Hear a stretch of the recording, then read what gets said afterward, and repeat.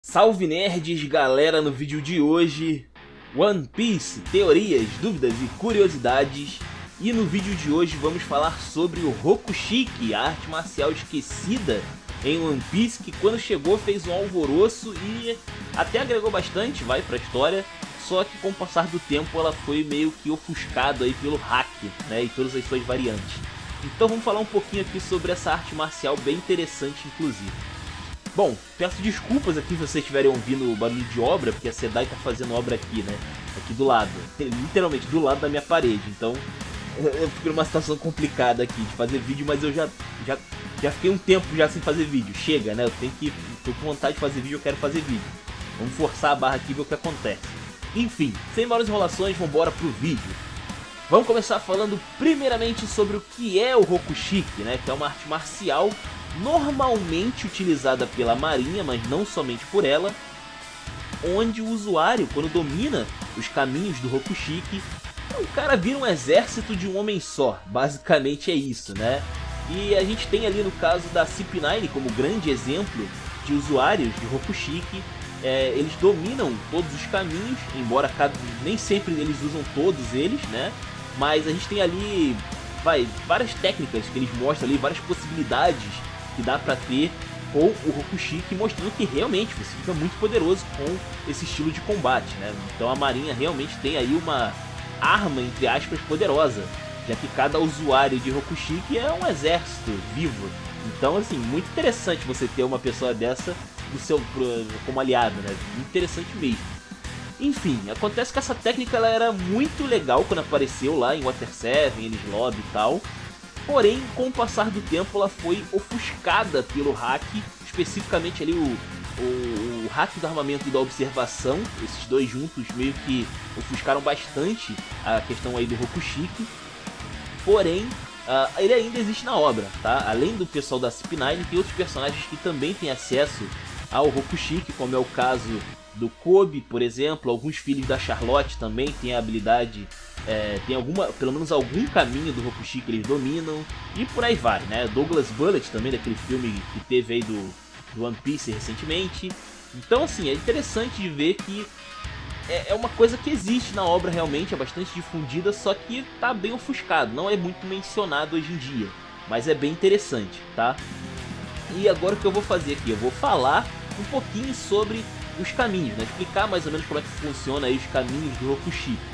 Nós temos aqui, por exemplo, para começar, o Geppo, que é uma técnica bem interessante onde você fica assim impulsionando no ar, né? Você consegue dar vários impulsos poderosos que inclusive conseguem fazer você ficar no ar por muito tempo. Enquanto você continuar dando impulso, você consegue ficar no ar. Isso é bem interessante, você pode acessar locais de difícil acesso, por exemplo, simplesmente pulando no ar, muito interessante. E também quando você combina essa técnica com os outros caminhos, cara, você cria alguns ataques muito poderosos, tá? Um exemplo aqui, raso, que eu dou pra vocês, é o Fokurou, que ele mistura o Geppo com o Tekai. Ele se dá impulso na direção do adversário e ele usa o Tekai pra se endurecer e virar uma espécie de bola de demolição. Então ele vai pra cima do cara e esmaga o cara completamente. Então é só um exemplo do quão poderoso pode ser o Geppo se bem utilizado, tá ligado? Infelizmente ele tem um ponto fraco bastante aparente, que são as pernas, já que você precisa das pernas para dar saltos poderosos. Você acaba ficando numa situação complicada se você for pego em pleno voo, né? Se você machucar as pernas, por exemplo, ou alguém te imobilizar no ar, você tá vendido, você tá rendido, já era praticamente, né? Mas ainda assim é uma técnica bastante interessante. Algo a citar também é uma variante que o Sanji tem. O Sanji é um bom usuário de Geppo e ele criou uma variante dele na água, onde ele consegue ali nadar tão rápido usando o Geppo na água que ele parece um homem-peixe, né? Ele é tão rápido quanto um homem-peixe nadando. Bem interessante aí essa observação. Nós temos também aqui o Tekai, que consiste ali basicamente você endurecer o seu corpo ao ponto dele ficar tão resistente quanto o ferro. Pelo menos essa é a teoria, na prática não é bem assim não, tá? E eu vou citar um exemplo amanhã no resumão especial de One Piece. Enfim, acontece que o Tekai ele tem um grande ponto fraco, pode-se dizer assim, que é a questão de que a maioria dos usuários que dominam essa técnica não conseguem se mexer. O único usuário que aparentemente consegue fazer movimentos bruscos com o TK ativado é o Jabra, né, que eu também vou mencionar amanhã. E o que acontece, cara, é assim, o TK é muito resistente, cara, você realmente para ataques poderosos com essa técnica. Fica aí discutível se é tão resistente quanto o hack do armamento. Eu diria que não chega a ser tão resistente assim, porém você ganha realmente um endurecimento de respeito ali no seu corpo, né? E é claro, tem essa questão aí, né, de comparação entre os dois, mas a real é que são coisas bem diferentes. O TK tem a ver com você enrijecer o seu corpo, você treinar o seu corpo para ficar o mais resistente possível, enquanto a questão do hack do armamento é uma questão muito mais de força de vontade e até de vitalidade também. Então, são coisas um tanto diferentes. Também vale citar que normalmente usuários de hack do armamento, quando estão cansados, não conseguem usar o seu hack, enquanto usuários de TK podem continuar usando o TK depois de estarem cansados ou algo assim, né? Mostrando que o TK, embora seja, vamos dizer assim, mais nerfado, mais limitado que o hack do armamento, você pode usar ele mais vezes em situações diversas, o que é bem interessante. Nós temos também aqui dois agora que eu vou mencionar, que é o Shigan e o Hankyaku. O Shigan, ele é um golpe, né, que você dá ali usando os braços, onde você cutuca o seu adversário, você usa toda a sua força em um cutuque, em um único ponto, que causa um estrago, você consegue furar pessoas com o Shigan. Então é uma técnica bastante poderosa, inclusive ela é comparada com tiros, né, mostrando que ele é realmente aí uma técnica de assassinato, de execução de respeito. E nós temos o Hankyaku, que seria uma versão do Shigan, só que com as pernas. Basicamente você gira e chuta tão rápido que você consegue criar um vento cortante. Isso é bem interessante, na verdade, porque se a gente pegar, por exemplo, isso mostra muito como o Rokushiki está defasado na obra. Porque lá em Water 7 isso era muito poderoso. Uau, olha só, o cara deu um chute de vento cortante, né? Olha só que perigo. Aí hoje em dia a gente tem o Kaido, que ele só dá ele grita, basicamente, e sai diversos ventos cortantes dele. Mano, o cara é apelão, vai. Acho que não tem muito o que dizer mais sobre o Kaido, ele é apelão em ponto final. Mas enfim, o Hankyaku ainda assim é muito poderoso. Algo a ser mencionado sobre essas duas técnicas é que existem exceções à regra no jeito como elas funcionam. Por exemplo, o Shigan, a regra diz que ele é uma técnica que usa a força dos braços, né, para conseguir furar o adversário. Mas existem variantes, como por exemplo, a gente vai ver aí amanhã, a gente tem o Kako, né, que ele tem uma variante ali no seu, que ele dá narigadas lá no inimigo, que funcionam basicamente como se fosse um Shigan, só que com o nariz. É muito bizarro isso. E o Hankyaku também, existe uma variação que o próprio Roberus inclusive tem, que ele usa as mãos, né, quando ele está ali no modo leopardo, ele consegue usar os braços para usar uma técnica parecida com o Hankyaku. E é basicamente assim, a mesma coisa, só que com as mãos, tá ligado? Com as garras, no caso.